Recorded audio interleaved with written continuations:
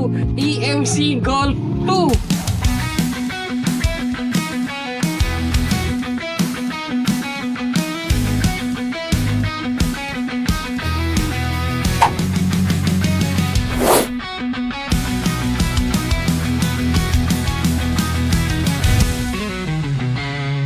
Ano yung pagkakaibang speed ng Golf 2 sa Golf 1? Ang speed nito, maabot po siya ng around 55. Compare before sa unang model, 40 plus lang yung speed na kaya niyang ma-reach. Hanggang saan naman sir yung pwedeng maabot nito?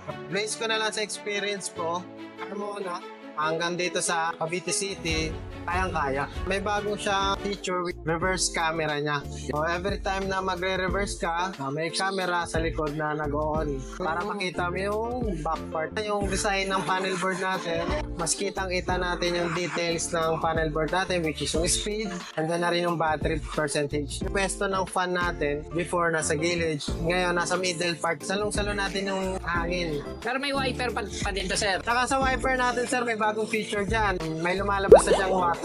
Malobat ako. Any near branch po namin, kung nasan man kayong lugar, Oo. pwede po natin kayong rescue. Sa mga customer natin dyan na naghahanap ng mas convenient, mas maluwa, mas longer yung range na kaya marating, bumisita sa branch po natin dito po sa Cavite City for test drive. Ayun, so pwede mag-test drive. Ano naman sir yung requirements kapag magte-test drive? As long as marunong naman po sila mag-drive, meron po siyang upgraded suspension, front and back. Pagka dumadaan po tayo sa lubak, kayang-kaya po ni unit. Standard seating capacity niya po sir, 4 to 5, kayang-kaya naman. Maximum load weight niya po, 300 kilograms. Sa speed po ni EMC Golf 2, 35 to 40 kilometers. Pag nasa drive mode po tayo, kasi meron po tayong speed mode. Lumalagpas pa po siya sa top speed niya po. Umaabot po siya ng nasa 50 kilometers or more than 50 po pag naka-speed mode. Meron po tayong anti-theft alarm system po natin. Dalawang mode po siya. Meron po tayong auto lock. Once na may gumalaw or may mag-push, automatic naglalak po yung gulong po niya. Once na umilaw siya, mag-a-activate agad yung anti-theft system sa gulong. Nakalock siya. So kahit itulak, hindi kaya. Pangalawang mode po niya, which is yung standard alarm. Pag may tumulak sa kanya or may gumalaw, mag-iingay po siya. Maglalak din po yung gulong.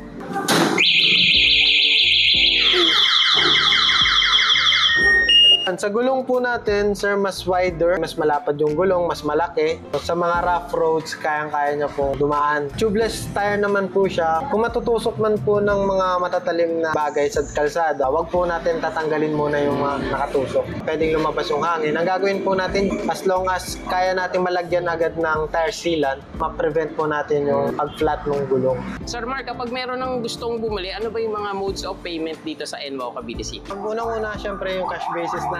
May discount po kayo. Basta makapag-provide lang po ng mga requirements na certain requirements, ma-aprobahan naman po siya within 1 day. 1 day process lang po siya. Kailangan ba lagi cash para may freebies or kahit hindi cash may freebies? Cash or installment, may freebies pa rin naman po kaming ina-offer. Lucid tarp natin, libre na po yan. Helmet, raincoat, chain lock, then tote bag po. Siyempre, yung offer po na NWOW na free lifetime service and home service, hindi po mawawala yun. Pagdating sa likuran, ito ang nadagdag sa EMC Golf 2. Yung basket, stainless basket na pwedeng lagyan ng kandado para secure yung mga napamalengke natin. Pero ang katanungan, Aldrich, saan ba the best bumili ng NWOW e-bike? Walang iba kundi dito sa NWOW Cavite City, lalo na kung nandito rin lang naman kayo nakatira. Para kapag nagkaroon ng challenges at merong kailangang i-repair, ay dito nyo na rin mismo ipagagawa. Hi guys, this is Myrtle Sarasa together with Shopping Sensei. Please do subscribe to him here on YouTube. Hawaii!